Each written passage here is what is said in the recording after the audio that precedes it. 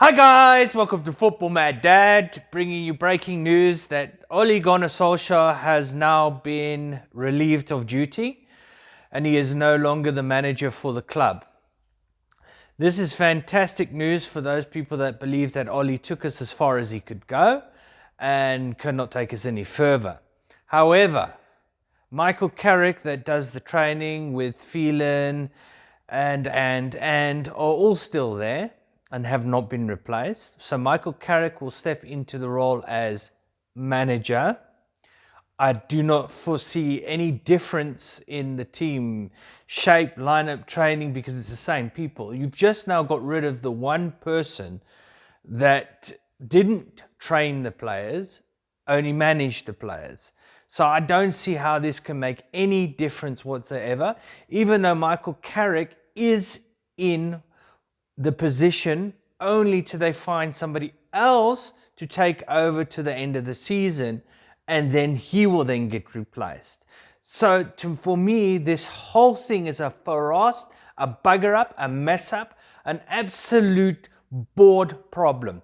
Because number one, if they actually did the change before the let's say the what's it they called break for international break duty, they would have had a manager that they could have brought in. That manager could have had some time to actually get and work on the team. Even though most of the guys have gone off for foreign duty, there was still enough to change. I mean, Man United squad is 25 players. They've got full capacity players. That's not including the under 23s. That's not including the under 29s. So they had all that they could have done and embed that manager in. Then his first game would have been against Watford, which we know they're bottom of the table, and he would have bedded in. Now, the interim manager has to play Villarreal, then they have to play Chelsea, who are leading the table. Then I think it's Arsenal, then Crystal Palace. I mean, I don't know what sort of manager you can get in or interim manager you can get in that's going to get them past those hurdles without the fans getting upset. It's absolutely wildness. And this is all to do with the board, Ed Woodward, not making any decision. And that's also how the players play on the field. No decision, absolutely here and there, running around like headless chickens. Guys, I'm in two minds. Yes, I'm happy that Ollie has finally been relieved of duty. But remember, Ollie does not do the training of the team. The training of the team is Carrick, Phelan, these guys. But now they're still there. So what is the point in getting rid of one when you need to get rid of all? I would rather keep Ollie and fire the whole back staff and employ people that's competent and actually knowledgeable and that have been around to get that team right. Because Ollie is really only the face and team management. The only other thing I can think of, if Ollie went to his coaches and says, I want you to coach this, this, and this, and they coached that and it didn't work, then I fully understand. But I cannot see that happening. I can see that Ollie left it up to his trainers to say, okay, train, this is that. And it was a formos because none of them guys have got any experience in coaching a team or in coaching a team like Man United. This is not a Mickey Mouse club or a fourth division club or a third division club. This is a Premier League team, the biggest team in the world. And yet you've got somebody on a CV that's just blank because they've had no other coaching job, no other experience, except for they kick the ball around for Man United. It's ridiculous. No business would hire somebody like that. Why did we? I can tell you why. Mate's bait. So yeah, let's see.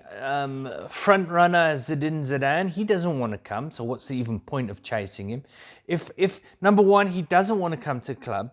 Number two, yes, we liked how his style of soccer and football was with Real Madrid, but he had a team that was superstars. He's only managed them. So you are now going to put all your faith in that he's going to get the Man United team. I'm not that convinced. I think, yes, he's better than Ollie, but is he going to be taking us to the next level? I don't know. There's so many question marks on Zidane. Brendan Rodgers, Leicester lost. They got booed off the game of yesterday. They physically got booed off. I think they played Chelsea and lost 3-0 at home. So the crowds booed them off. Maybe Brendan Rodgers is his mind's in two places. Should I go to Man United? Should I stay? 3-0 could be a sign of, oh, I'm actually going to make a move. We'll see that, but he won't be an interim. So I don't think he's then going to leave Leicester to manage, let's say, Man United to the end of the season and then go. So that's probably out of the window now. Then Man United's favourite guy, which is Pochettino. He is obviously coaching PSG. He will definitely not leave until he gets fired, and the probability of him getting fired now is very low. So again, he would not come in until the end of the season. So who do you get as interim? I mean, please put comments below who you think should be an interim manager. I mean, I'd love Roy Keane to come in there because at least I know he's going to kill the players.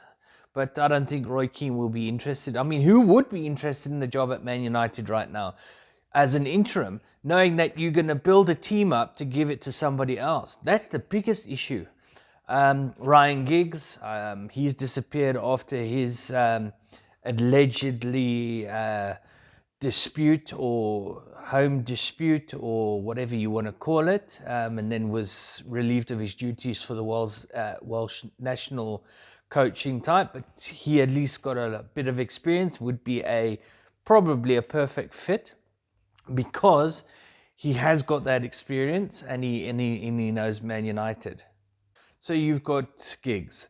I'm just trying to think who else that they're getting to replace. I mean, there's not a whole lot of managers out there that you can, for an interim manager. No, I'm not talking about a normal manager, an interim manager, a guy that's going to come in till summer and then relieve his duties, because they're not going to do the same mistake again and say, oh, you did fantastic, here's the job.